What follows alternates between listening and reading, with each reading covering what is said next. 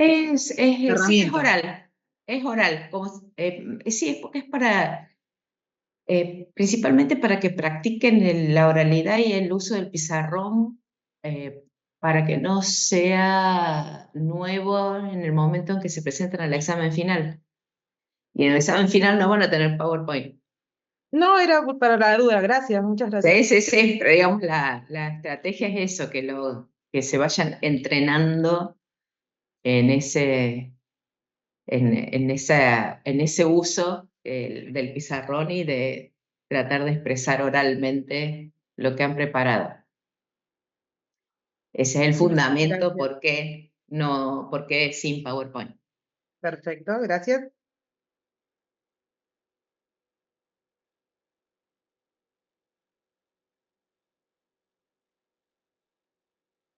Bien. Después alguien me había escrito, pero yo no sé si, no me acuerdo si está cursando por los horarios de consulta, eh, que creo porque cambiaron, unos son los martes y otros los miércoles, que son las semanas que no hay backup.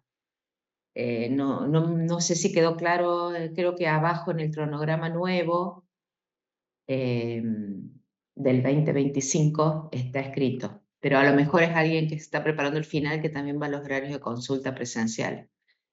Así pero por cualquier cosa, fíjense que son nuevos o cambia un poquito el horario de consulta. Hola, profe, ¿me El, escucha? ¿Sí? Yo tenía una duda porque voy a la comisión de backup de los miércoles con el profesor Mm, Soto y sí. bueno, el miércoles que viene es feriado, yo le escribí, le consulté y me dijo que seguramente iban a estar avisando. No sé si tiene alguna novedad. Seguramente el lunes les va a estar avisando él cómo van a hacer. Seguro que se va a conectar por mensaje de Pedco. El Ah, lunes bueno, los vamos a reunir para ver eso, así que seguro que el lunes a la noche les mando un mensaje. listo. Gracias, profe.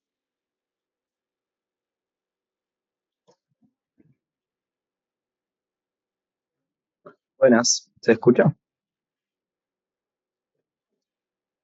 Profe, Bueno, sí. tengo dudas teóricas. ¿Las hago ahora o después al final de El- clase? las dudas teóricas están las consultas, esos días que dijimos, los 2 días de consultas o para eso, de consultas teóricas, que son presenciales. Ah, ok, porque son dudas del teórico de la clase pasada, por eso. Capaz que se las ¿Está pregunto al bien? profe y como son cosas que dijo usted.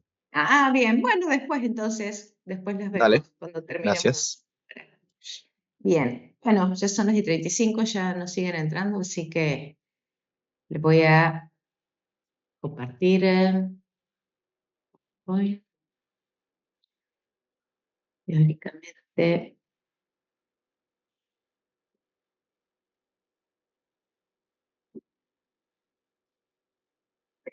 ¿Se ve en la pantalla completa ahí?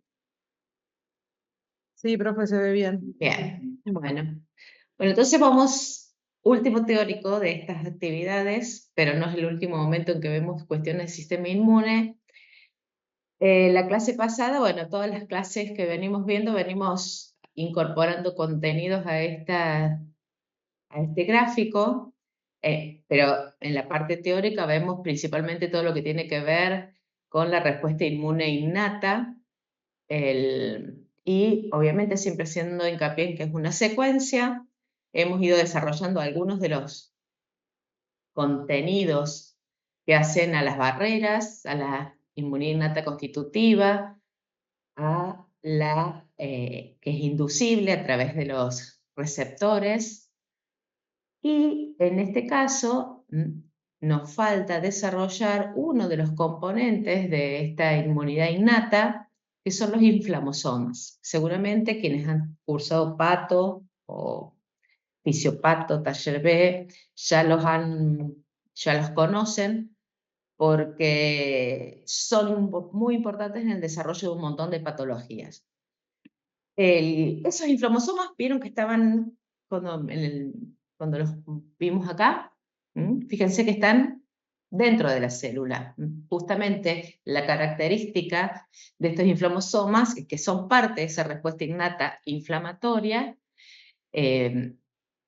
y son citoplasmáticos, son complejos, son como plataformas que se construyen dentro del citoplasma al identificar sustancias dañinas. Nuevamente volvemos a hacer hincapié en las cuestiones de daño celular como patógenas. Y hay bastantes tipos de inflamosomas, generalmente se clasifican dependiendo de la estructura sensora de ese complejo multiproteico. Entonces estas siglas tienen que ver con uno de los componentes del inflamosoma de la estructura sensora. Esos inflamosomas, ¿dónde se forman? O sea, ¿en qué tipos de células y cómo se forman? Es lo que tenemos que ver entonces. Tipos celulares se fueron incluyendo. Cuanto más se sabe de los inflamosomas, más tipos celulares se van incluyendo.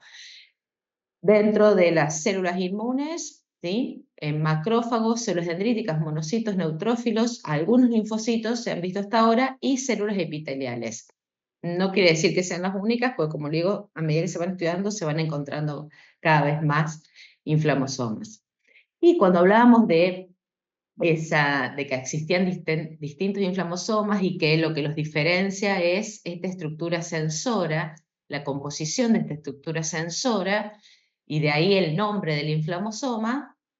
Fíjense que cuando nosotros podemos comparar esos distintos tipos de inflamosomas, dependiendo si es NLRP, pirina, AIM2, que son las siglas por la constitución de esa estructura sensora.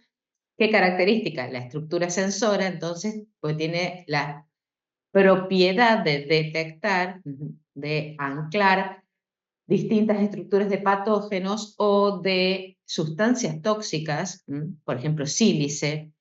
Entonces, dependiendo de esa estructura, por eso se dice la estructura sensora del componente patógeno o extraño, es de donde se activa como una cascada nuevamente, volvemos a ese concepto de una secuencia de clivajes o de actividad de proteasas, y que no importa por dónde comience esa actividad, de qué sensor sea el que la detecte, fíjense que terminan como en una vía final común, que es activando unas caspasas, que ahora vamos a ver cuáles, produciendo gran cantidad de citoquinas proinflamatorias y en algunos de ellos casos, además, poros que generan una apoptosis, un tipo de apoptosis en esas células. O sea que no importa por dónde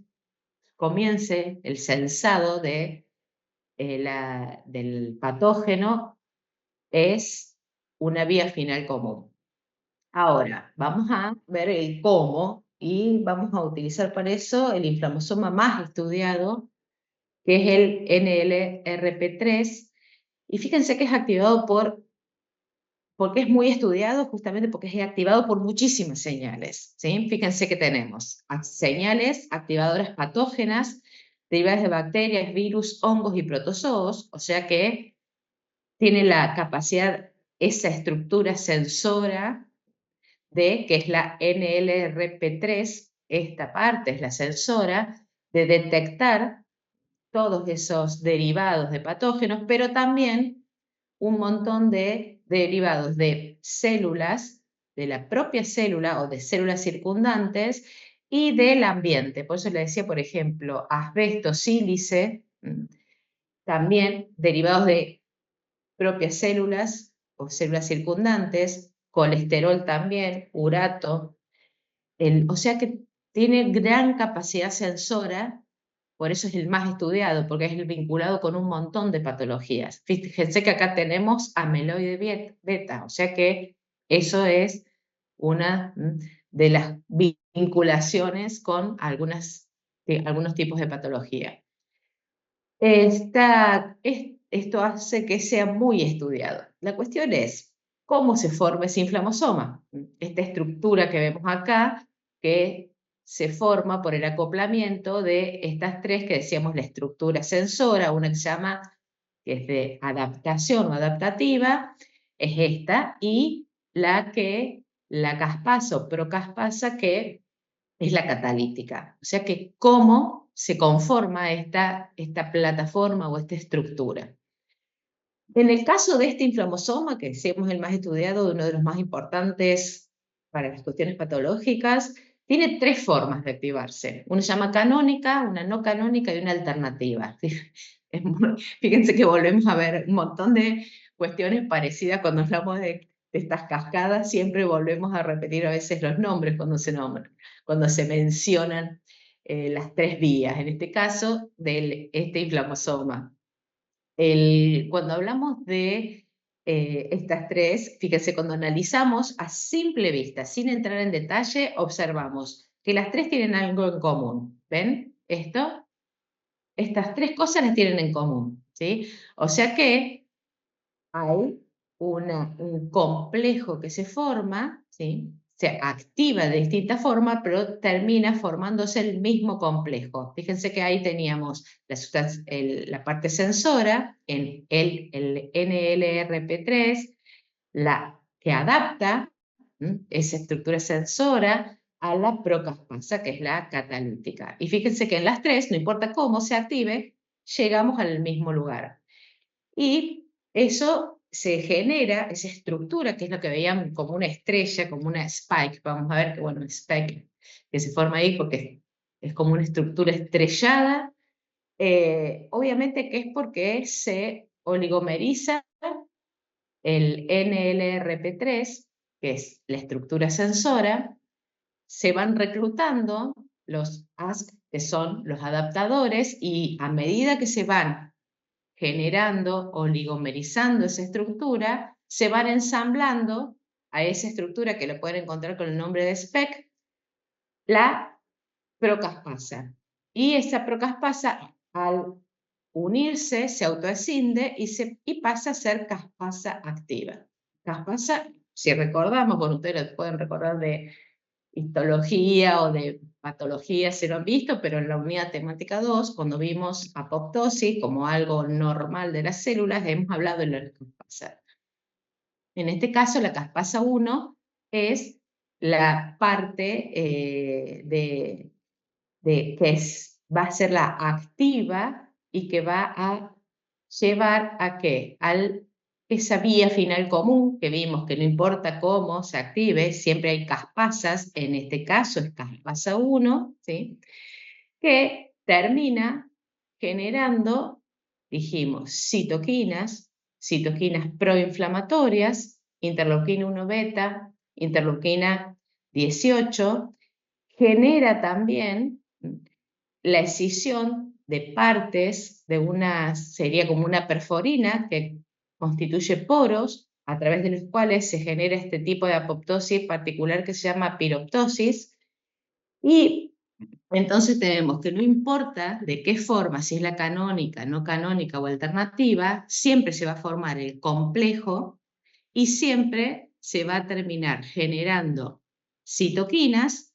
Y fíjense que hay la alternativa en la que no se genera a través de la escisión de esas porinas, que en este caso se llaman Haslermina D, que esta es la sigla, por si la ven en los libros, y entonces, por lo tanto, al no generarse, no se va a dar la forma de muerte celular llamada piroptosis. Así que, fíjense que tienen muchas cosas en común. Ahora, la diferencia es cómo se comienza a acoplar toda la plataforma. Cuando hablamos de la no canónica y de la alternativa, fíjense que acá tenemos, por ejemplo, los lipopolisacáridos vinculados a algún patógeno. Pero en uno de los casos, ese antígeno es intracelular, o sea que se activa porque se detecta justamente bacterias gram negativas y que son intracelulares, y por lo tanto directamente al unirse la caspasa, que es la primera que activa la vía, que es la 4,5, a esos lipopolisacáridos intracelulares, fíjense que activa esa caspasa la escisión de los componentes de los poros, pero ese poro no genera la piroptosis, sino que genera un poro más pequeño que genera y que ingrese potasio. Y el ingreso de potasio como alteración, porque es una de las señales para que se comience a acoplar el NLRP3 y formar toda la plataforma, es que se activa. Entonces, posteriormente se va a producir, ven que en este caso el poro no lleva a la piroptosis, sino que es un medio a través del cual se termina activando la oligomerización de la plataforma, y la principal producción es la de la interleuquina 1B y 18. Entonces, fíjense que es como una forma como más rápida de activar la vía. En la alternativa es muy semejante, pero en este caso estamos hablando de patógenos extracelulares que van a ser detectados por un TLR, por ejemplo el TLR4, y activa una cascada de señalización que termina activando una caspasa 8. Por lo tanto, esa caspasa 8 es la que va a favorecer la conformación del inflamosoma. Por otro lado, como activación de los TLR que vimos en el primer teórico, a través de los factores de transcripción, estimula la síntesis de las citoquinas y estimula la síntesis previa de del NLRP3, que es el principal componente sensor de la plataforma. Nuevamente, fíjense que acá no hay piroptosis, pero se libera principalmente interleuquina 1B. Y la diferencia es que es en forma más gradual. O sea que tenemos, en este caso, la presencia del patógeno, ya sea intracelular o extracelular, que activa el inflamosoma. Cuando hablamos de la forma canónica, es un poquito más compleja, porque se requieren dos procesos. Uno que es el que se ve acá, en esta parte, que es el que se llama cebado o priming, o sea que sería algo previo necesario para la activación del inflamosoma, donde fíjense qué pasa acá. A través de los receptores de patrones, ¿sí?, se activa la transcripción de el componente del sensor NLRP3 y las como simógenos de la interleuquina 1B y de la interleuquina 18. O sea que hay como un contacto previo que está preparando a la célula para la activación del inflamosoma. Ahora, en ese caso no se activa directamente. Fíjense que por eso se llama cebado o priming. La real activación se da cuando, por distintas señales internas, fíjense que pueden ser señales de aumento de ROS, de ADN mitocondrial que estén en la célula, sino también por los lisosomas que fueron, que contienen cristales, por ejemplo, colesterol, sílice, que se rompen, ¿sí?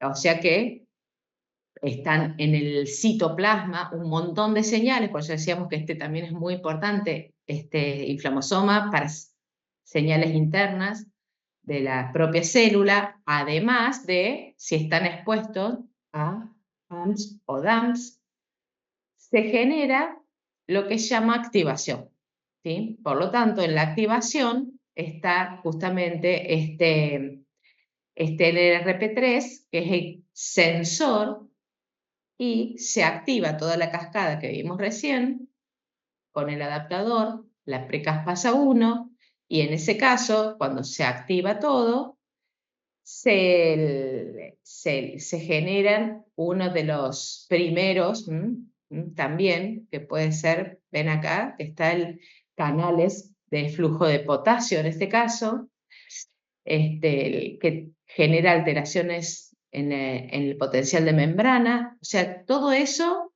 todas esas particularidades hacen que se active el inflamosoma y, como vimos, la cascada final, la caspasa 1 hace que las pro-interleuquina 1B o interleuquina 18 se liberen como interleuquinas activas y que en este caso, que es la activación canónica, es justamente la más importante porque es donde se va a generar los poros a través de estas perforinas, de este subtipo GS-DMD, y se genera la piroptosis. O sea que tenemos, si uno se pone a ver, como unas pequeñas bombas de tiempo en todas estas células, ¿sí?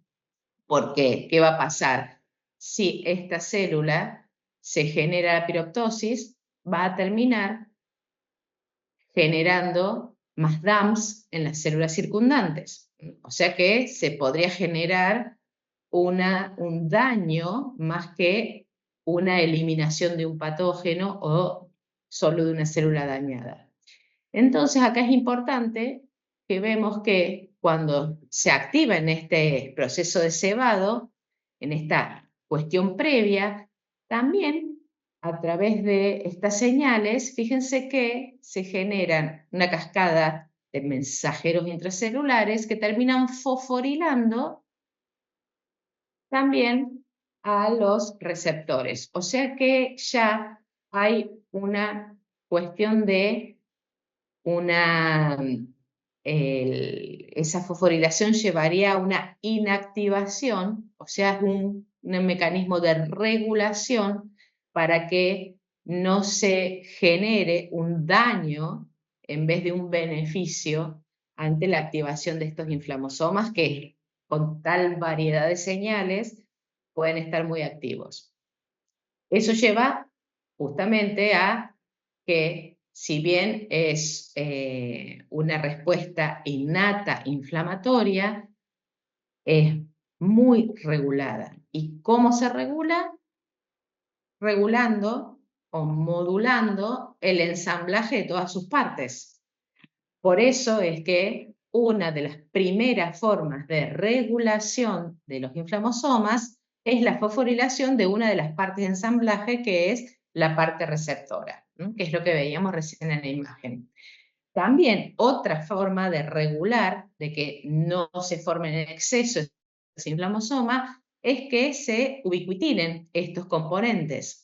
Por lo tanto, van a ser degradados. Así que esas son dos de las formas más importantes en que los inflamosomas son regulados. Porque fíjense que al ser, en este caso, este tipo de inflamosoma tan común y activado por tantas señales, puede generar un montón de patologías. Por ejemplo, se los ha vinculado hasta con el Alzheimer, como una de las posibles causas de inflamación cerebral en algunos pasos previos del Alzheimer. También cuestiones inflamatorias intestinales, como origen de algunas patologías vinculadas al páncreas, como la diabetes tipo 2, y algunas, como sería, seguramente ustedes ya lo han visto en pato, si han cursado pato, no serían patologías autoinmunes, sino patologías autoinflamatorias si se desregula justamente todos estos inflamosomas. Muchas vinculadas a la piel también. O sea que, fíjense que no hablamos de autoinmunes, patologías autoinmunes, sino de autoinflamatorias. Justamente cuando estos mecanismos de regulación de los inflamosomas no están adecuadamente activados. Otra forma de regulación es sintetizar proteínas, ¿sí? En este caso, uno de los ejemplos es unas que se denominan POP, que no están cuando no están activadas, no están presentes. O sea, ¿qué quiere decir? Que en el momento en que se activa la transcripción de los genes que tienen que ver con el inflamosoma, también se activa la transcripción de los genes de las proteínas que regulan el inflamosoma. O sea que es la síntesis de estas proteínas de regulación son inducidas por las mismas citoquinas proinflamatorias. Y fíjense que entonces es como un mecanismo de retroalimentación negativa, porque cuanto a su vez son activadas en el momento en que se activa la transcripción de los componentes del inflamosoma, pero a su vez, ¿sí? Las mismas citoquinas que libera el inflamosoma estimulan la transcripción de estas mismas proteínas. Por lo tanto, es como una forma de retroalimentación negativa, porque los productos de estas proteínas que se van a sintetizar justamente van a incorporarse y anular la actividad de la plataforma. Por eso son proteínas muy pequeñas que se unen, por ejemplo, principalmente a la proteína adaptadora. Entonces, impide que se siga constituyendo la plataforma porque no se van a poder seguir oligomerizando. O sea que fíjense que hay mecanismos regulatorios muy importantes, así como vimos los mecanismos regulatorios del complemento de la clase pasada. Otra cosa que tiene también de importancia es que una de las... primero se observó todos estos procesos en los macrófagos, después en algunos linfocitos, como vimos, y en los neutrófilos también, ¿sí? Se observó, pero en el caso de los neutrófilos se activan por la vía principalmente no canónica, entonces se producen citoquinas proinflamatorias, pero no hay piroptosis. También se observó que los mismos neutrófilos, que es lo que se ve acá, son activados por los inflamosomas de, por ejemplo, macrófagos cercanos. Ahora, lo que se observó es que hay una forma de comunicación, por ejemplo, entre neutrófilos y macrófagos, en esta activación mutua, que es a través de estas redes que se ven acá, nets. Porque uno generalmente, cuando volvemos a las cuestiones de los neutrófilos, que es elementos básicos que ya han visto en histología, por eso no nos hemos detallado, pero que sabemos que son los que están circulando en mayor proporción, que hay muchos neutrófilos emarginados, por lo tanto, hay algunos que están emarginados, por eso no en los vasos, y otros que ya están infiltrados en algunos tejidos. Tienen una vida media corta, pero una vez que están activados por la presencia de los PAMs o de los DAMs, activan un programa antiapoptótico, por lo tanto, prolongan mucho su vida media una vez que se han activado. Sabemos que el principal mecanismo, como fagocitos, es formar esos fagosomas y que eliminan los elementos que fagocitaron a través de esas vías dependientes de oxígeno o independientes de oxígeno. Ahora, ¿qué se observó? Que cuando conforman estas redes, esas redes son principalmente formadas cuando tienen contacto con elementos más grandes que no van a ser fagocitados, como por ejemplo parásitos. ¿Por qué traigo esto a colación? Porque muchas veces cuando preguntamos justamente cuál es la respuesta ante parásitos, a veces nombran muy poquitos elementos y este es uno de los elementos más importantes que se observa. Justamente con parásitos, esta es una de las principales formas, ¿sí?, en que los parásitos son eliminados. Esa red es una red de cromatina. Por lo tanto, esa cromatina pasa a través de poros nucleares o termina a veces desintegrándose la membrana y toma contacto ¿con qué? Con los componentes de los gránulos. Por eso es una red conformada principalmente por esa cromatina que contiene también proteínas bactericidas, mieloperoxidasas, elastasas, o sea, todo lo que contienen los gránulos. Por lo tanto, no es solo algo que atrape, sino que en el mismo momento que está atrapando, también está atacando al patógeno. Y obviamente, ¿qué va a pasar con ese neutrófilo? Lleva esa desorganización celular, una muerte celular, que es lo que van a encontrar en los libros como netosis. O sea que fíjense que ahí ya hemos visto otros dos tipos de muerte celular, uno generado por los inflamosomas y otro, por ejemplo, en los neutrófilos, por esta generación de esta red en vinculación principalmente con los parásitos. Por lo tanto, es muy importante tenerlos en cuenta también a estos mecanismos. Lo que se ha encontrado es que en algunos casos se produce la netosis, pero en otros casos se produce como una liberación de los componentes al medio externo y el ensamblaje de los componentes es en el medio externo. Por lo tanto, no se produce la netosis. Así que podemos encontrar de las dos formas, pero siempre lo que va a pasar es que esa red de esa cromatina con los componentes de los gránulos termina atacando al patógeno. O sea que es otra forma de respuesta de esa inmunidad innata. Entonces, como hemos visto, todos estos componentes en esa secuencia funcional, siempre acordarse de la secuencia funcional, y ya hemos visto, mientras estuvimos viendo todos estos componentes de la inmunidad innata, cómo se van regulando. En muchos casos, vimos muchas de las regulaciones de esa respuesta. Entonces, y siempre hemos ido viendo que es tan importante la respuesta inmune como la regulación de la respuesta inmune, porque tiene que haber un equilibrio. Justamente, cuando hablamos de homeostasis, la regulación de la respuesta inmune hace la homeostasis tisular, particularmente. Por lo tanto, cuando hablamos de esos procesos inmunorreguladores, todos los que hemos visto hasta ahora, vinculados con el sistema inmune innato, todos los que hemos mencionado, serían procesos inmunorreguladores intrínsecos, porque son generados por el propio sistema inmune, en esta mantención de un equilibrio entre la respuesta inmune y que en esos no se sobrepase la respuesta inmune.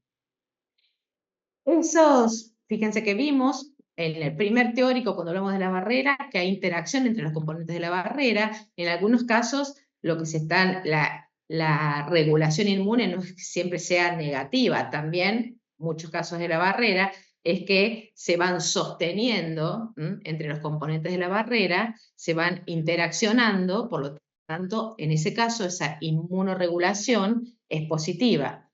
También, cuando hablamos de esta respuesta inmune, la constitutiva, la importancia ¿cuál era? Que disminuye los PAMs y no se alcanza el umbral para la activación de los receptores. Ese también se considera, en cierta forma, un mecanismo de regulación. Después vimos específicamente la regulación del complemento, la regulación del inflamosoma que vimos ahora, y hay otros más. Fíjense en el listado de otros mecanismos de regulación intrínsecos del propio sistema inmune. Inhibición de la señalización de los receptores, de los TOL, de los receptores activados en la inducible. Como todo mecanismo de transducción que se activa por un receptor, en el momento que se está activando el receptor, también se activan mecanismos intracelulares en esa transducción que van a generar que ese receptor se desacople del mecanismo de transducción. O sea que esto es un concepto general, no solo para los receptores de patrones, sino para todos los receptores de hormonas, de neurotransmisores. Sería como una retroalimentación negativa dentro de la misma señalización. Otros muy importantes son la presencia de linfocitos T reguladores y T supresores, las citoquinas supresoras principalmente, que se liberan en esos casos. Fíjense acá que estamos viendo. Estamos viendo la presencia de un linfocito T regulador que está inhibiendo la actividad tanto de células dendríticas como de células T efectoras. Esa inhibición se realiza principalmente a través de la señalización de citoquinas. Entonces vamos a tener esos T reguladores, que son subtipo CD4, y que principalmente por citoquinas y en otros casos por actividades de contacto, principalmente actividades de contacto, las hemos visto cuando ustedes van viendo como mecanismos de activación. Las principales formas de regulación inhibitoria son a través de las citoquinas. ¿Y de cuáles citoquinas? Principalmente la interleuquina 10, que generan una inhibición de los procesos en los macrófagos, en el resto de las células inmunes. Y a su vez, estos linfocitos T reguladores son regulados. O sea que fíjense que también se regula la regulación.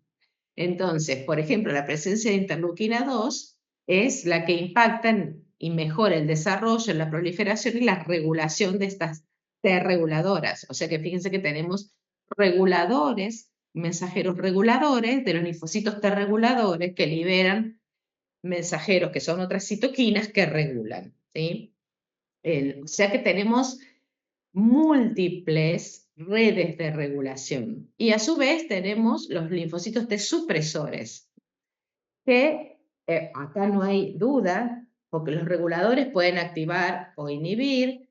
En el caso de supresores no hay duda que producen citoquinas inmunosupresoras. Nuevamente ahí está la interleuquina 10. Y que también actúa sobre macrófagos y células dendríticas.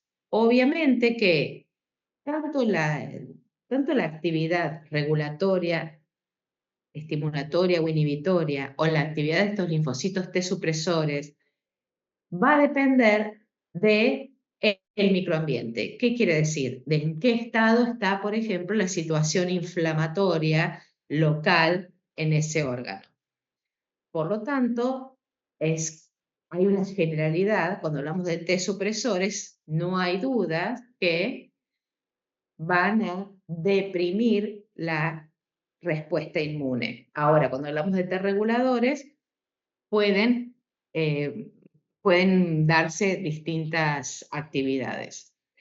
En el caso, cuando hablamos de inmunometabolismo y ligandos, generalmente hablamos de ligandos y pensamos en mensajeros químicos, y cuando pensamos en mensajeros químicos en las células inmunes pensamos en citoquinas. Bueno, no solo producen citoquinas las células inmunes, sino que también sintetizan un montón de otros ligandos que tienen esta sigla, los van a encontrar como SIMET, porque son ligados vinculados al metabolismo, o sea, son producidos por los mismos linfocitos, en este caso, que se muestran acá, y también ligados directamente al metabolismo, porque también tenemos la producción de ATP, de adenosina, por ejemplo, que se ve acá en los neutrófilos. O sea que hay productos del metabolismo o moléculas sintetizadas por los mismos linfocitos que no son citoquinas, son otro tipo de ligando. Y fíjense acá que tenemos a GABA, acetilcolina, la misma adenosina que veíamos recién, dopamina, quinina. O sea que tenemos un montón de otros mensajeros más allá de las citoquinas. El GABA, cuando se libera por las células inmunes, siempre va a tener un efecto antiinflamatorio. Ahora, cuando hablamos de dopamina y acetilcolina, se nos complica un poquito. ¿Por qué? Porque así como en el sistema nervioso, dopamina y acetilcolina tienen efectos excitatorios o inhibitorios, dependiendo del receptor, Obviamente, en el sistema inmune pasa lo mismo. Entonces, cuando tenemos dopamina cuando se libera, fíjense que puede ser liberada por células dendríticas, por células T reguladoras, o sea, por bastantes subtipos celulares, y que entre ellas tienen una acción parácrina de esta regulación. Ahora va a depender qué subtipo de receptor tenga en la célula para ver qué resultado es el que de activación o inhibición. Y esto se complica más porque hay diferentes afinidades del receptor por la dopamina. Esto se da siempre, todos los receptores. Siempre, cuando hay distintos subtipos de receptores, generalmente tienen distinta afinidad por el mensajero. Entonces, fíjense que acá que tenemos de mayor afinidad a menor afinidad. Por lo tanto, fíjense, tenemos receptores de 1 que inhiben las células citotóxicas y reguladoras. Ahora, se necesitan muchos niveles de dopamina para activar esto porque es el que tiene menor afinidad por la dopamina. En cambio, el D3 es el que tiene mayor afinidad, o sea que con menores niveles se va a ver su efecto biológico. Y fíjense, D3, cuando se unen los receptores, favorece la migración de las células, los linfocitos T CD8 vírgenes, induce la secreción de interferón gamma, la inhibición de la síntesis de interleuquina 10, favorece la polarización de los linfocitos CD4 hacia TH1, o sea que fíjense que no es inhibitoria su acción, o sea que con los niveles basales de dopamina que están liberados, la actividad es de actividad de esas células inmunes. O sea que tenemos que tener en cuenta no solo el subtipo celular, el subtipo de receptor, sino también qué afinidad tiene ese receptor por el mensajero químico, en este caso la dopamina. Además, tenemos que tener en cuenta cuántos receptores, cuál es el receptor que está más expresado en esas células. Fíjense que es el D1, ¿sí? Y el D5, y que está más expresado, y el D3 y el D2 menos expresado. Entonces ahí está compensando, porque si bien el D3 es el que tiene mayor afinidad, por lo tanto con menores niveles de dopamina se activa, tiene menos expresión en la superficie de las células. Por lo tanto, su acción no es tan fuerte. O sea que ahí tenemos cómo los mismos sistemas se van compensando para mantener el equilibrio entre la activación y la supresión, en este caso, de los linfocitos, que son los que más interaccionan a través de dopamina. Y el otro neurotransmisor, sino producto de los mismos linfocitos que sirve para la regulación entre ellos, dijimos, es la acetilcolina. ¿Cómo sabemos que no es la acetilcolina que está liberando en el medio la vía del parasimpático?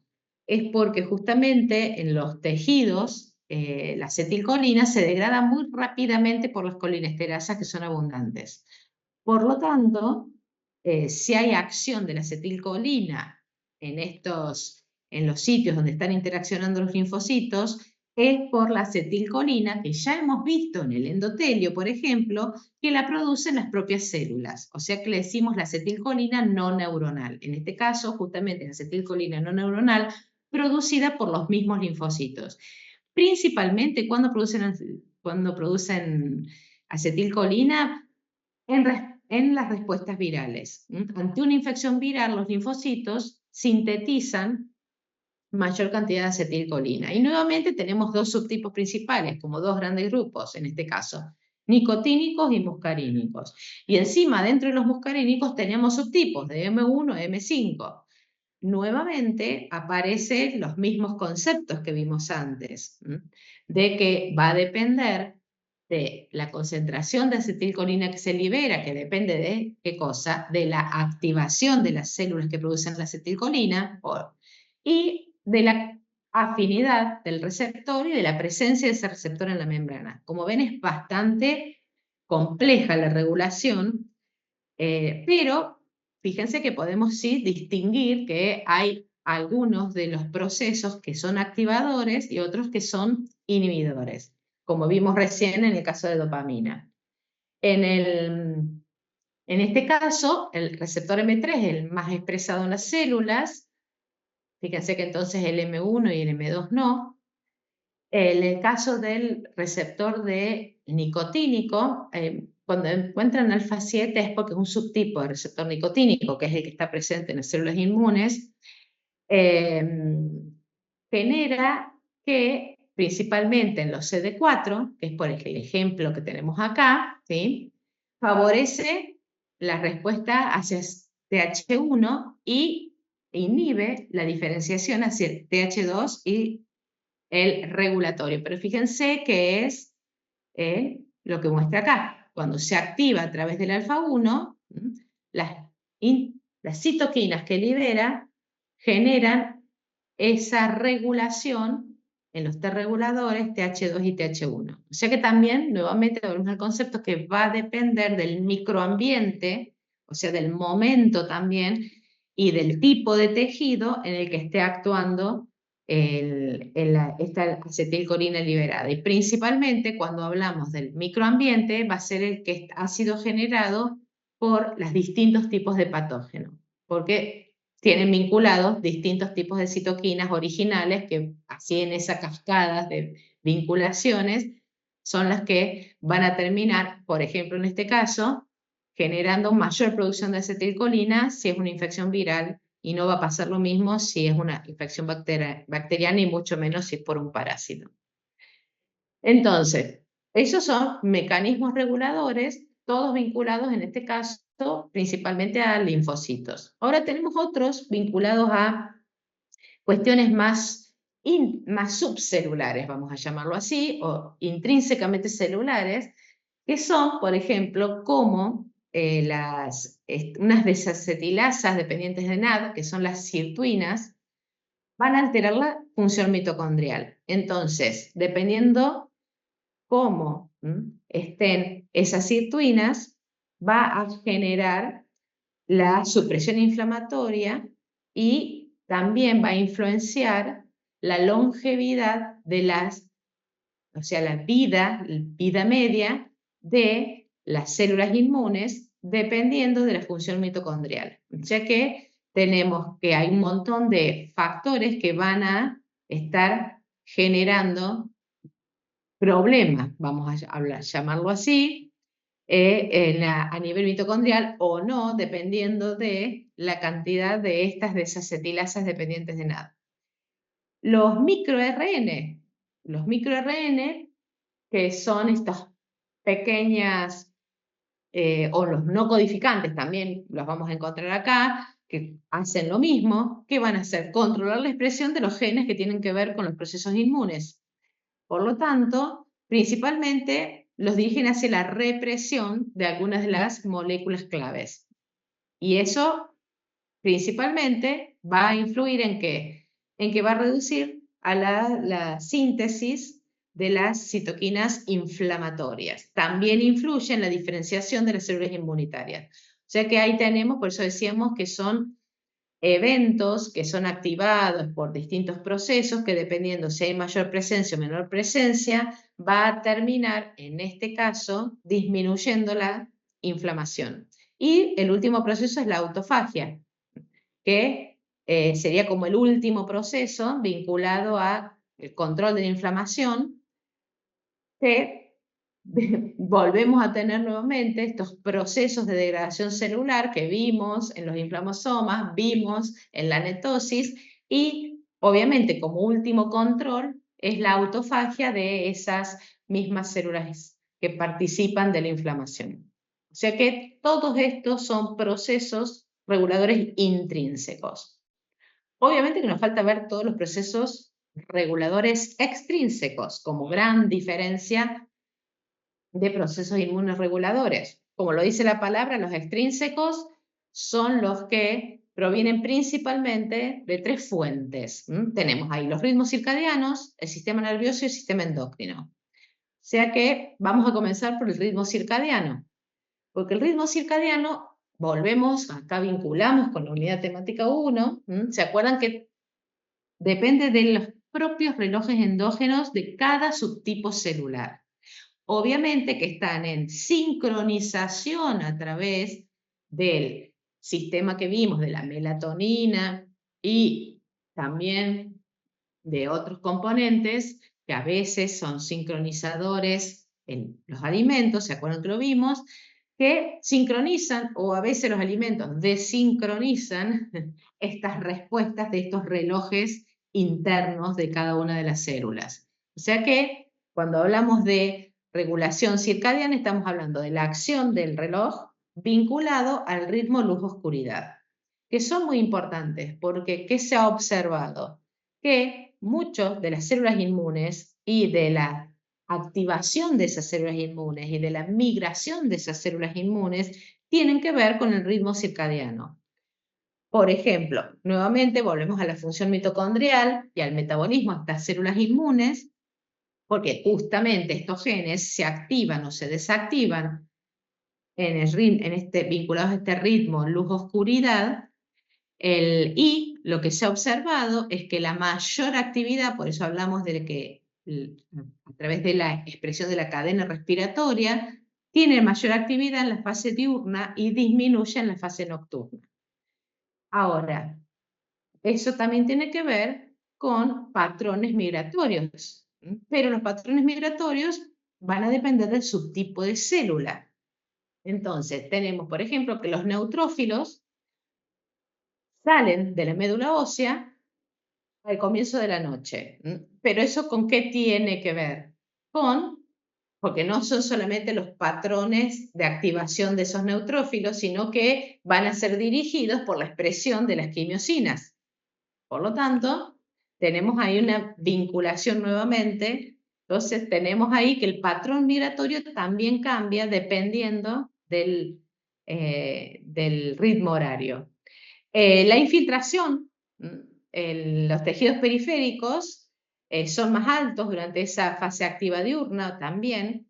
Ahora, la migración de los linfocitos a los ganglios es más activa en la fase nocturna. O sea que por eso el patrón migratorio depende del subtipo de célula.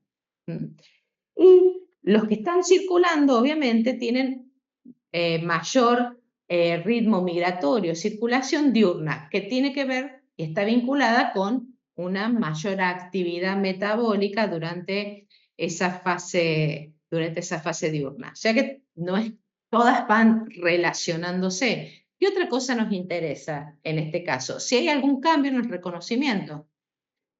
En el innato, o sea que hay algo que entre el reconocimiento de los receptores y la síntesis de citoquinas sea distinto entre el día y la noche, ¿sí?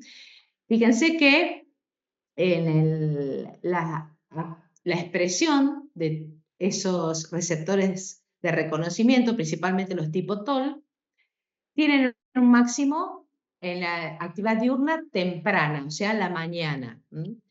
Y el factor de transcripción, que también, o sea que vamos a tener que hay mayor liberación de citoquinas y quimiosinas proinflamatorias durante la mañana y durante el día. El pico es a la mañana y se mantiene alta durante el día. También, obviamente, tiene vinculación con lo metabólico. Y en el caso del adaptativo, también los receptores TCR también son principalmente activados durante el día. O sea que, salvo cuando hablábamos de la migración de linfocitos hacia los ganglios linfáticos y que los ganglios linfáticos tienen mayor actividad, por lo tanto, durante la fase nocturna, todo el resto que tiene que ver con la vigilancia inmunitaria, la señalización inflamatoria, es más activa durante el día. Obviamente que todo eso tiene impacto en los procesos inflamatorios o en los procesos de la inmunidad adaptativa. ¿Qué otras cosas son importantes? dijimos ritmo circadiano, extrínseco, sistema nervioso, sistema endocrino. Cuando hablamos entonces de sistema endocrino, de sistema nervioso, tenemos que tener en cuenta nervios, ¿sí? Nervios aferentes, nervios eferentes.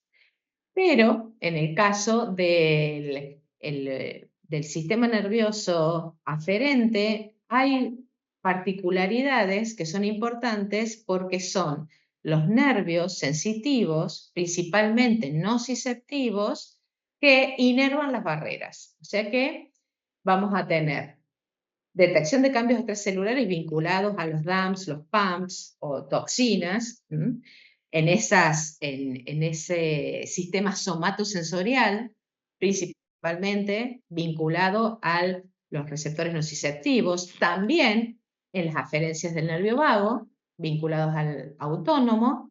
Vamos a tener mecanismos efectores que van a responder a esa información sensorial, fíjense que parece casi como un arco reflejo, que tienen que ver con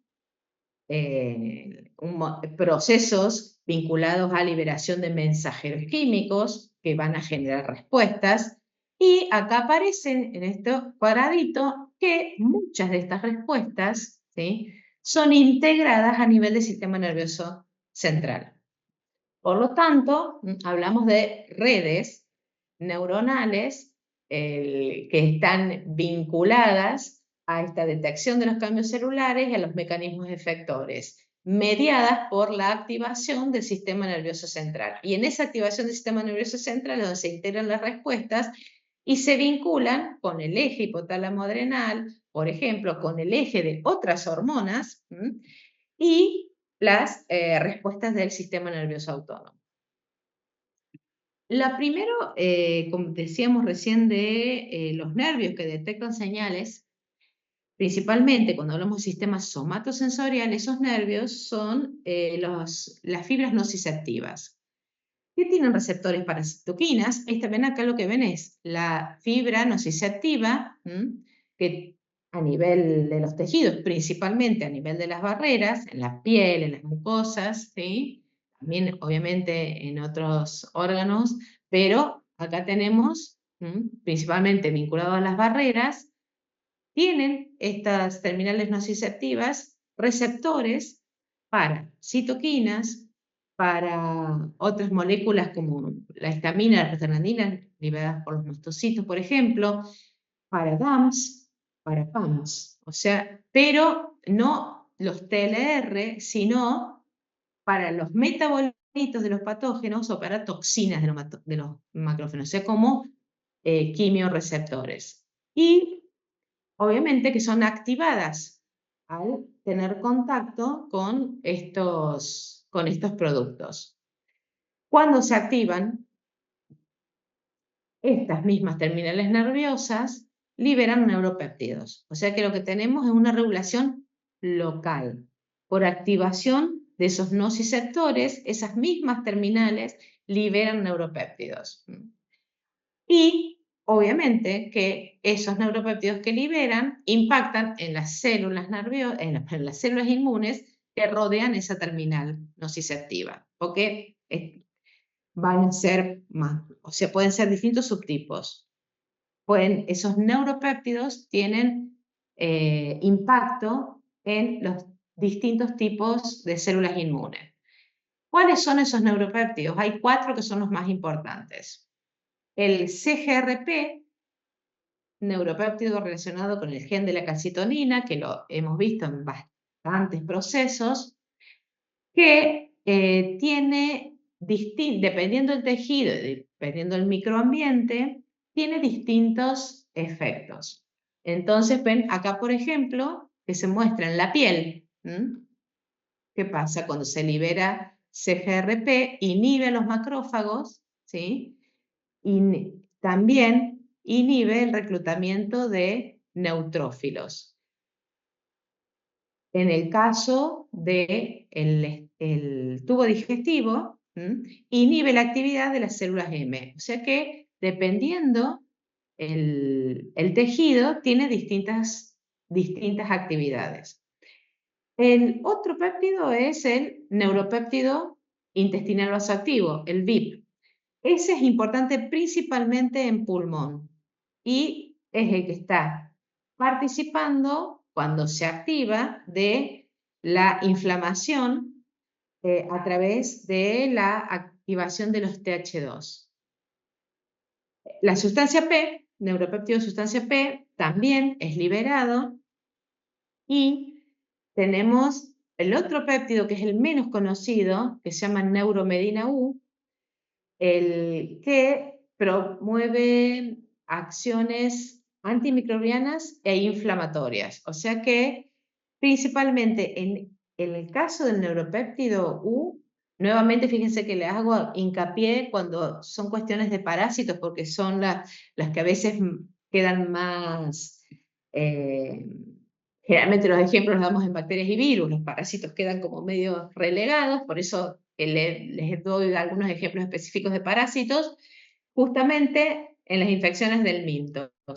Activa las células linfoides tipo 2 y recluta eosinófilos. O sea que es muy importante para la respuesta ante la presencia del mintos en estas barreras. Piensen que estamos al nivel de las barreras. Cuando hablamos entonces, fíjense que hablamos de un montón de mediadores ya sea por la regulación intrínseca o por la regulación extrínseca con estos neuropéptidos. Ahora, cuando vamos a hablar del sistema nervioso, no solamente son las terminales, como vemos acá tenemos las terminales somatosensoriales con esta liberación local que regula la respuesta principalmente inflamatoria, ¿sí? Tenemos también, más importante, una respuesta simpática y parasimpática, o sea, a través del sistema nervioso autónomo. Cuando hablamos de la simpática, vamos a incorporar también la liberación de adrenalina por la médula adrenal, como parte de esa respuesta simpática. Entonces vamos a ver dos cuestiones básicas. Tenemos que se generan, dijimos, reflejos. Cuando hablamos de reflejo y hablamos de defensa, siempre tenemos que recordar que también muchas veces lo eliminamos, que una forma de defensa, que son los mecanismos que se llaman de barrido, o sea, la tos, la broncoconstricción, la producción de moco, el vómito, todos ellos son mediados por el sistema nervioso autónomo.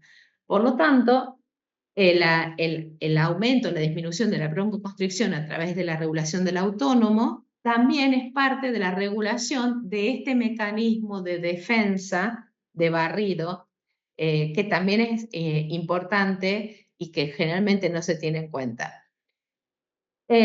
Otra cosa importante cuando hablamos del sistema autónomo y de todos los mediadores químicos, no vamos a entrar porque es como otra, pero para que ustedes lo recuerden, son como dos recordatorios estos. Recordar siempre sistema nervioso autónomo, participación en los mecanismos de barrido y por otro lado, principalmente el simpático, el nivel de las catecolaminas, que son importantes en la regulación de la hematopoiesis, sumados a también un montón de otros mediadores. O sea que, ¿por qué? Porque obviamente que dependiendo de la hematopoiesis, vamos a también, regulando la hematopoiesis, vamos a tener también impacto en la respuesta inmune. Por eso, como dos recordatorios, no vamos a entrar porque se va a ramificar.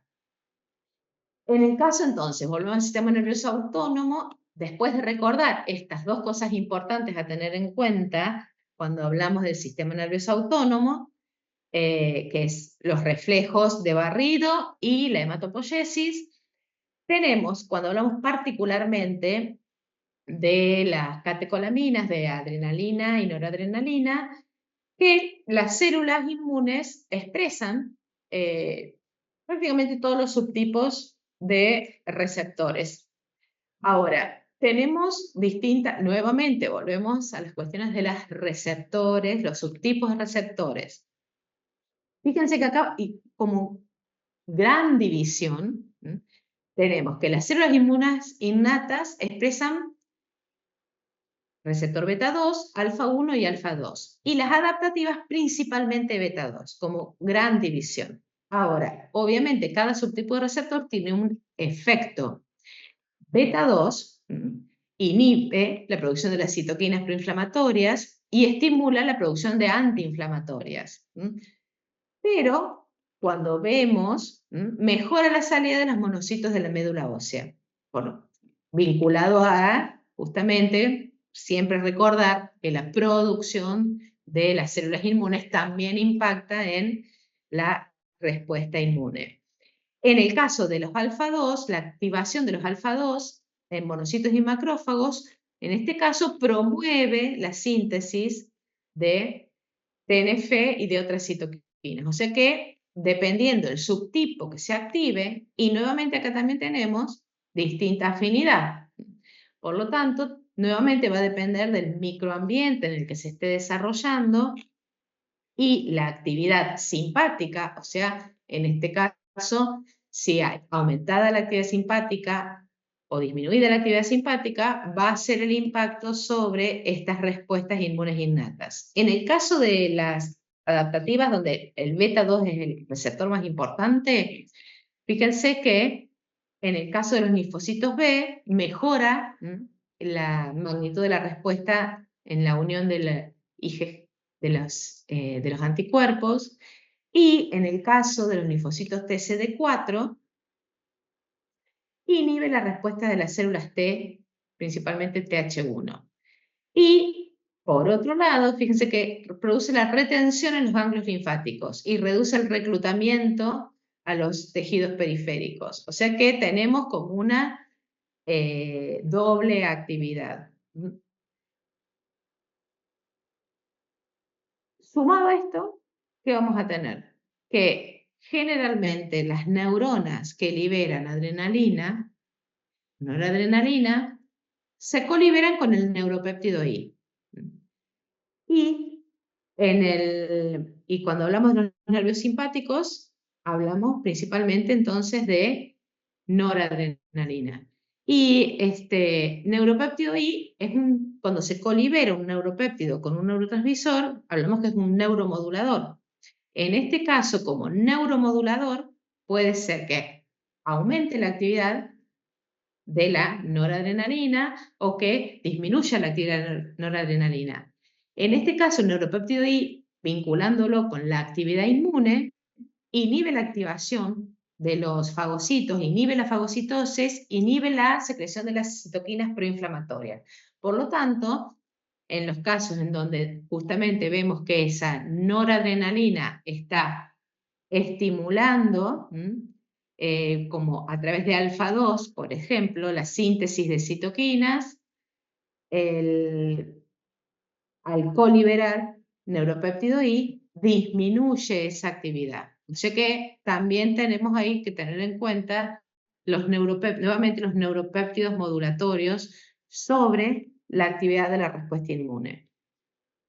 ¿Qué otra vía nos falta ahora relacionado con el sistema nervioso autónomo? Lo parasimpático.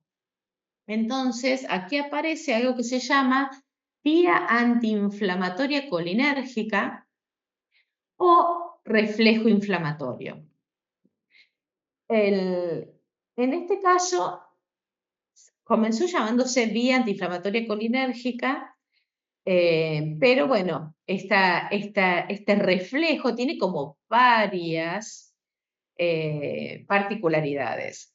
Fíjense que tenemos que la presencia de una inflamación detectada, como dijimos, que los nervios sensoriales, en este caso las vías aferentes vagales, tienen también capacidades de detectar la injuria, el proceso inflamatorio, la presencia de DAMPs o PAMPs, y esa información, como dijimos al principio, es llevada por esa vía aferente a la central del sistema nervioso autónomo, por ejemplo, a nivel del núcleo del tracto solitario. Ahora, en la vía eferente es la que marca la diferencia. Fíjense que en la vía eferente tenemos como varias neuronas Y en esa vía eferente tenemos liberación de noradrenalina y de acetilcolina. ¿Cómo funciona esto? Entonces, dijimos, se activa el tronco encefálico, llegamos al tronco encefálico, tenemos fibras vagales, que a esas fibras vagales inervan el ganglio celíaco. Y el nervio esplénico, fíjense que tenemos ahí una particularidad donde se libera en ese nervio esplénico norepinefrina al vaso. Entonces, ¿qué tenemos? Que se libera, hablamos de inflamatoria colinérgica, pero se está liberando norepinefrina en el vaso. Esa norepinefrina, o sea, noradrenalina, activa receptores beta 2 en linfocitos T. Y en ese caso, esos linfocitos T, ¿qué dijimos que los linfocitos T eran productores de acetilcolina? Entonces no es la vía vagal la que libera la acetilcolina, sino que son los linfocitos T activados por la noradrenalina que liberan localmente acetilcolina. Entonces, ahí tenemos que esa acetilcolina es la que va a unirse a los receptores nicotínicos, principalmente en los macrófagos en ese vaso.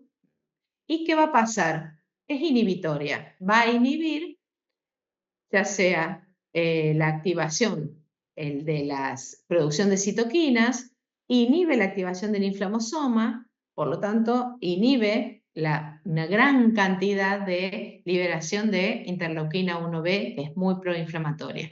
Por eso hablamos de un reflejo antiinflamatorio.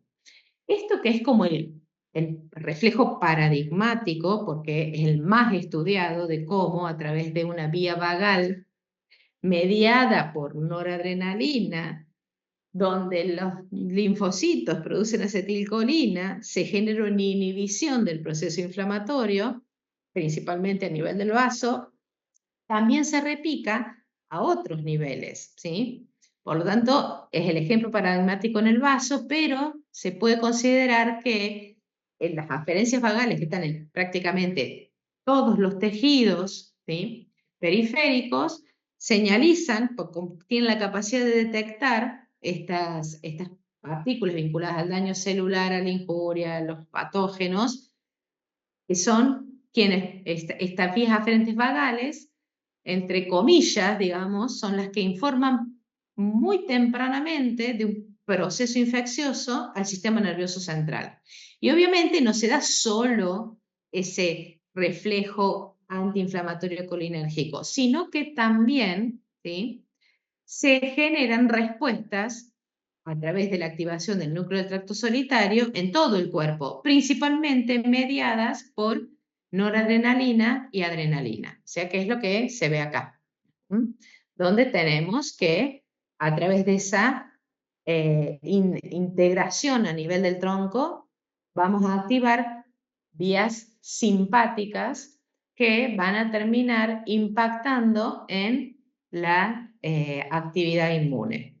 Y como vimos entonces, de ahí tenemos que irnos y volver a lo que vimos antes de receptores alfa, receptores beta. Entonces, dependiendo la actividad, acá cerramos, como que dependiendo cuánto es la intensidad de esas señales de aferencias vagales, cómo se integra en el sistema nervioso, va a ser la cantidad de adrenalina y noradrenalina que se libera en el sistema.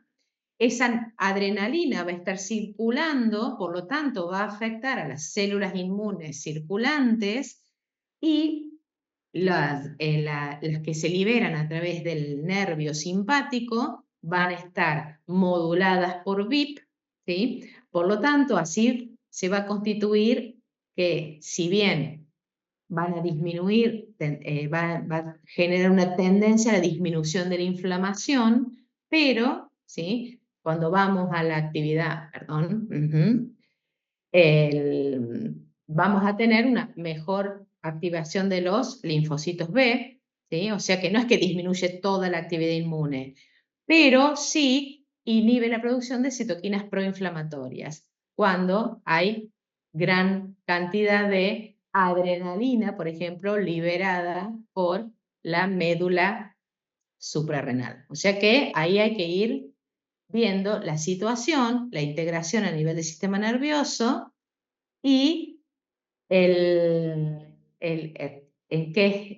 qué momento, ¿sí?, se está generando la activación de estas vías reflejas, que si bien se hablan de parasimpáticas, terminan siendo mediadas por el sistema simpático.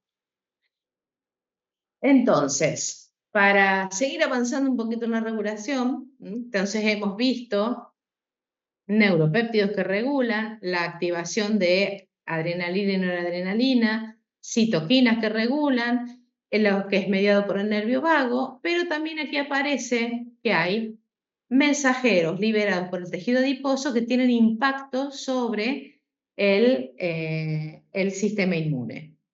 ¿Cómo es eso? Tenemos tres grupos. Los dos primeros, la leptina como más importante, como mediador, sería el principal mensajero liberado por las células adiposas, pues más, la cantidad de leptina circulante representa la cantidad de tejido adiposo que hay. Y esa leptina circulante tiene impacto en las células del sistema inmune. Son principalmente proinflamatorias. Tanto la leptina como la bifatina como la resistina, que son todas adipoquinas, o sea, son un subtipo de citoquinas liberadas por el tejido adiposo, son principalmente proinflamatorias. La única, la adiponectina, es prácticamente la única o la más importante mediador liberado por el tejido adiposo que inhibe a la actividad de los macrófagos, principalmente en la producción de citoquinas inflamatorias, o sea, es principalmente antiinflamatoria. Ahora, la leptina induce que los macrófagos liberen citoquinas proinflamatorias, pero también tiene una actividad sobre los linfocitos T. Y ¿qué hace? Disminuye la función de los regulatorios, ¿sí?, y estimula el perfil TH1. O sea que, fíjense que estas adipoquinas tienen un fuerte impacto, principalmente porque son los que más se liberan como proinflamatorias. Dentro del sistema neuroendocrino, siempre hacemos referencia principalmente al eje que tiene que ver con la liberación de corticoides, o sea, de glucocorticoides, como principal hormona que impacta sobre la actividad del sistema inmune.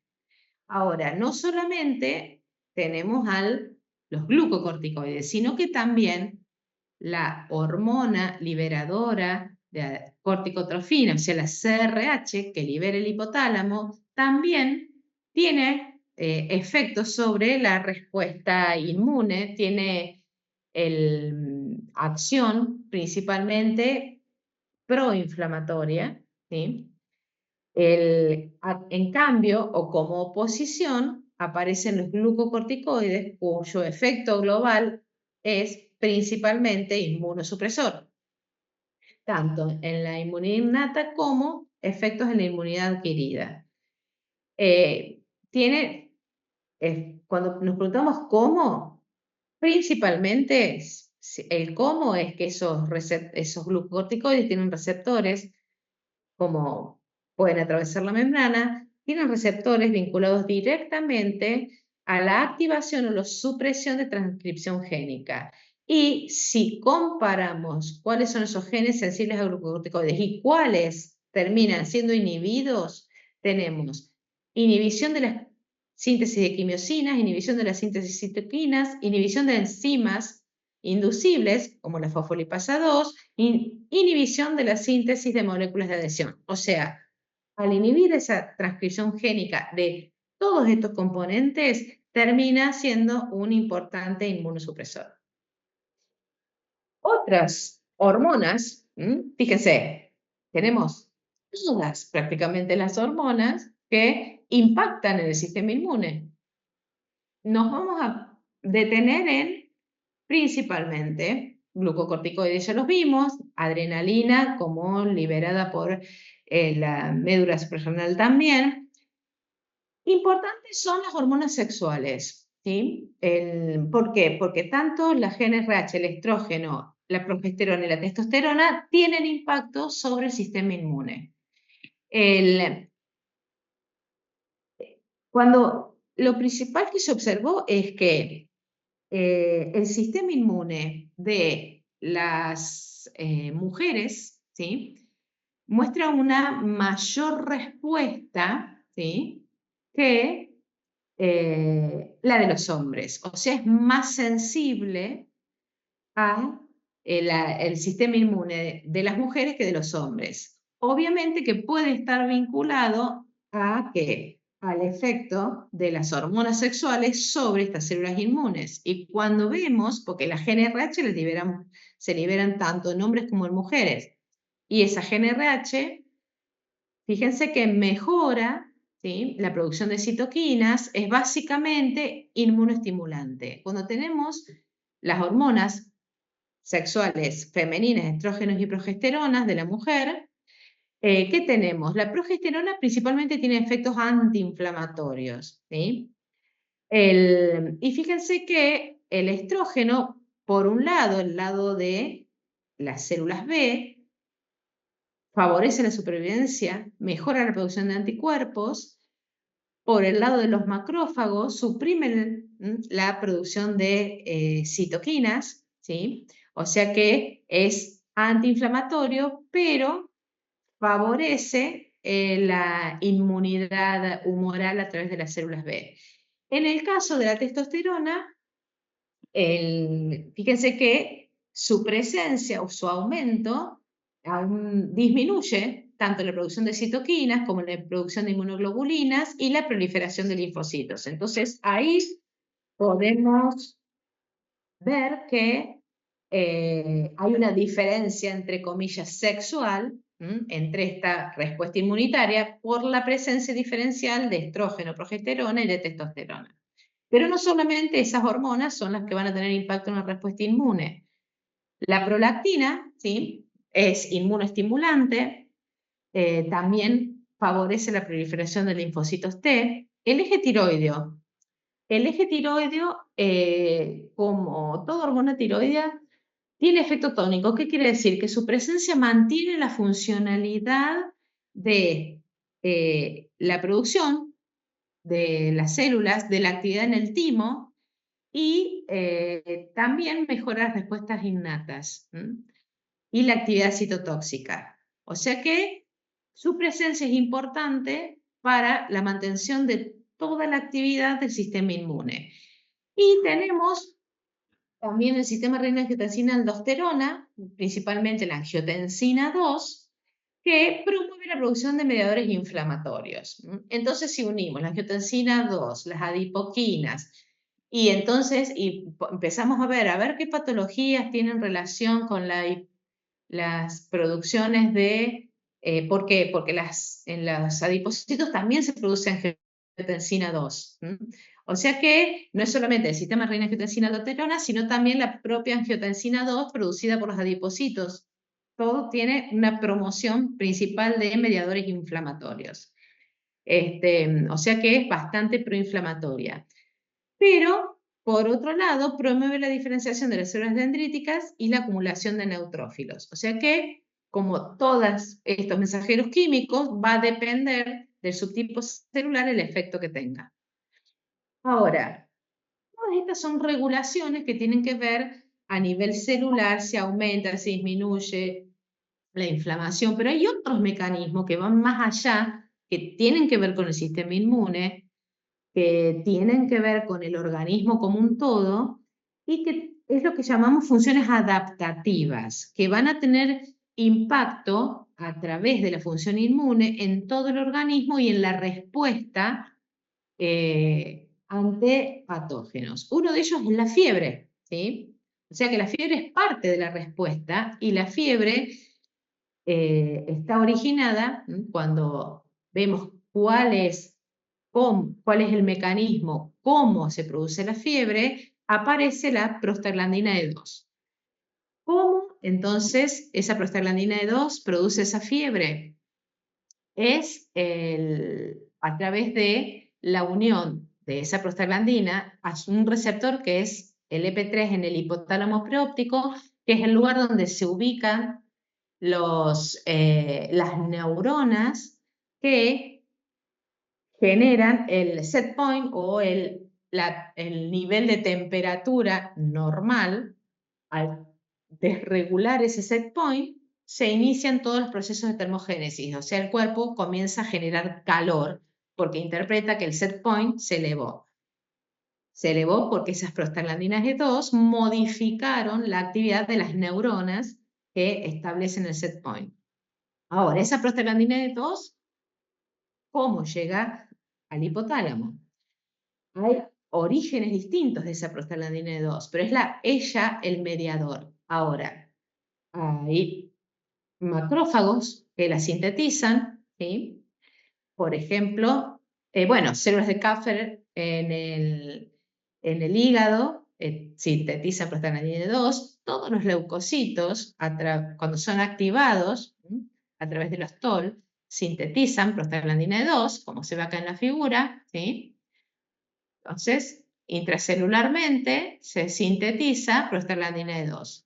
Ahora, también cuando esas interleuquinas o esas citoquinas proinflamatorias, principalmente la interleuquina 1B o la 6, son liberadas por las células inmunes, también pueden ser ellas las que sean llevadas por el sistema circulatorio.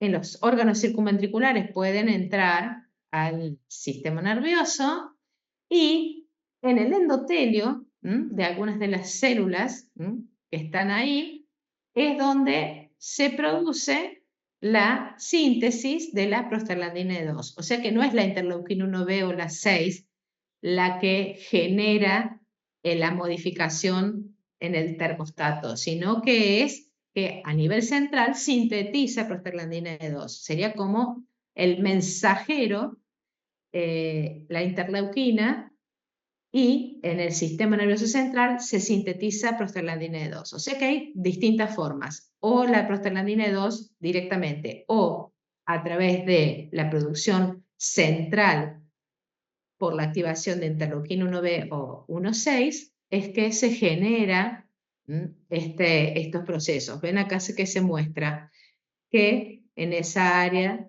se produce, ya sea por la interleuquina 6 o la 1, la producción de prostaglandina E2, que es la que se une al receptor, y en las neuronas que generan ese set point. Por lo tanto, ahí tenemos, ya sea directa o indirectamente, pero siempre la prostaglandina E2 es la que activa las neuronas relacionadas con la termogénesis. ¿Por qué nos importa esto? Porque sabemos que la fiebre tiene algunas cuestiones que son beneficiosas, obviamente cuando no corre riesgo, o sea, no pasa los 40 grados.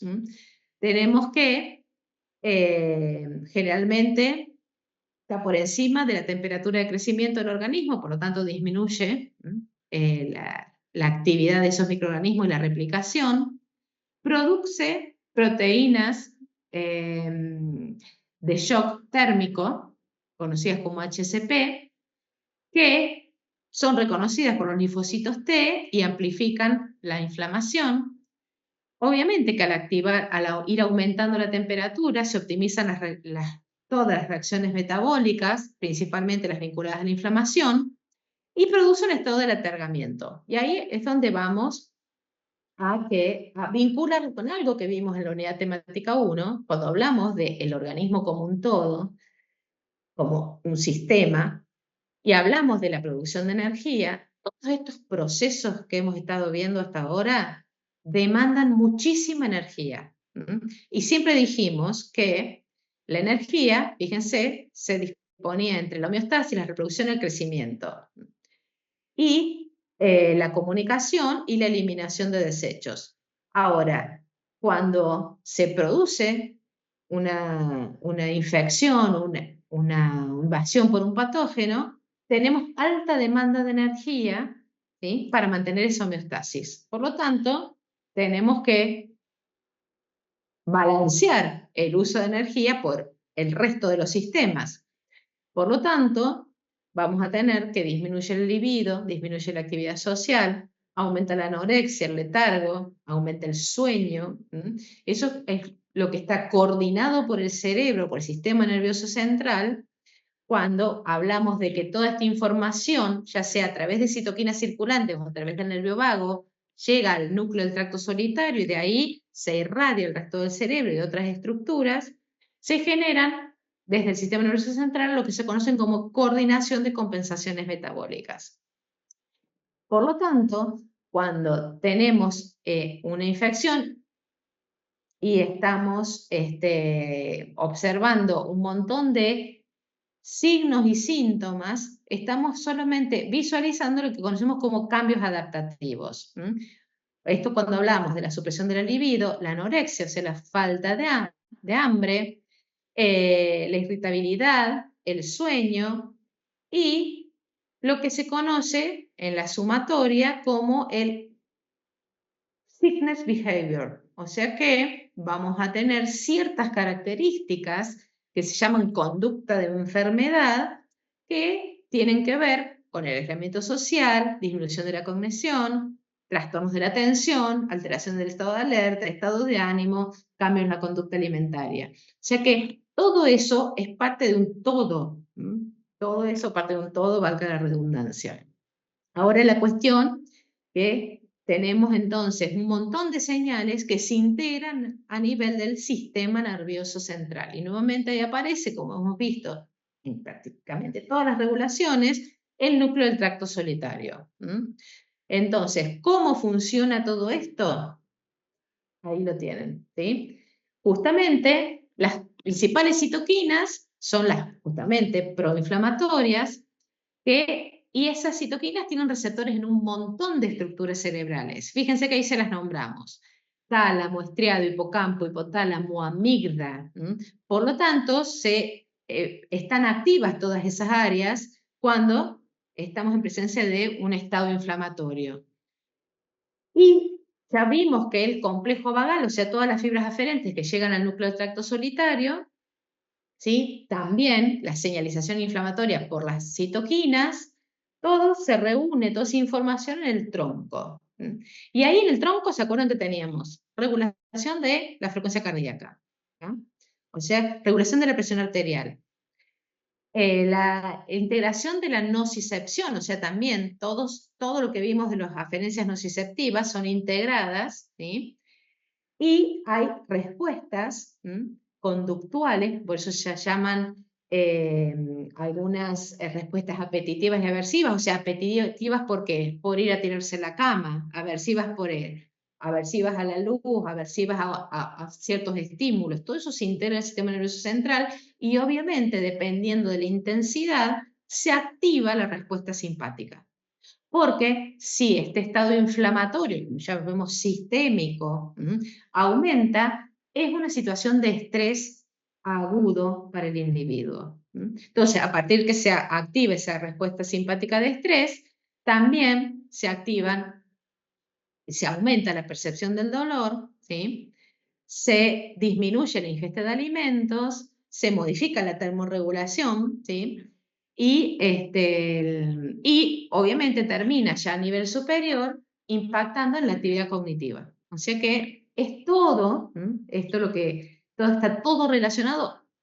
Toda esta última parte, cuando veamos sistema nervioso, en la próxima, no, en la otra unidad temática, vamos a volver sobre cómo es la vinculación de todas estas estructuras en la generación de una conducta.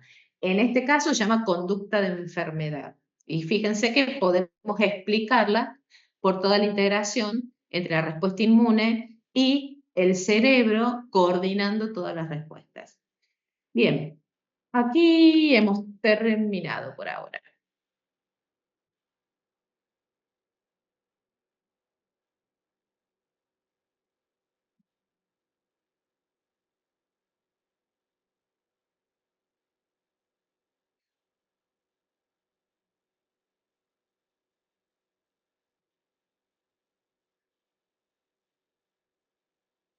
Bien.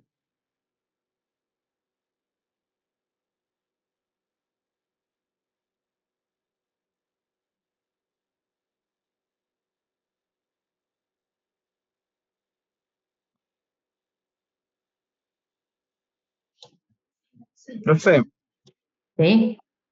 wow, primero. Segundo, le quería hacer una pregunta del teórico anterior.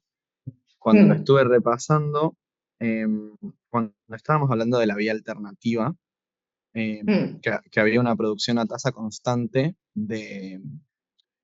gracias a la Sí, convertasa que se producía por hidrolización y sí, tal, había una tasa constante de producción de C3B y C3A. por la hidratación, la digamos. Claro. Sí. Y el C3B se regulaba, digamos, por el factor H, que era cofactor del factor I, y Ujú. dividía el C3B. Sí, Y me entró la duda, en las células que no están afectadas. claro, Ujú. normalmente, digamos. Y me entró Sí. la duda de qué pasaba con el C3A, Es que que se produce. no es el mismo, porque están modificados, no es exactamente la misma composición. Como no es el C3 original, está alterada su composición por una molécula de agua, por esa hidratación, los Ujú. productos no son los que son activos, ¿se entiende? Ah, ok. Entonces, lo que se produce no es activo, se está produciendo, pero viste que para activarse necesita depositarse y que nuevamente se acople otro C3B en la célula, en el patógeno, ¿sí? O sea que no es que ese solito va a activar toda la vía, necesita otros pasos más, de nuevo, los factores de estabilización, entonces no son componentes activos, son, entre comillas, preactivos, porque la forma del origen en el que se tuvieron no es el que genera los activos. Todos los fragmentos A no eran anafilotoxinas, como que. Claro. Claro, pero en este caso no, porque están hidrolizados y son El distintos. origen no es exactamente el mismo, Claro, pero si entonces se no tienen activan la misma actividad biológica. por un C3 normal, ahí sí ya es Exactamente, anafilotoxina. Ok, exactamente. entiendo. El que se origina sobre el patógeno. Claro, buenísimo. Gracias. Bueno, chicos. Entonces, la clase que viene la van a tener con Celina para la introducción de la parte de endocrino, digamos. Y después seguimos ya con la unidad temática 8. Y bueno, algunos los veré el lunes en el acá.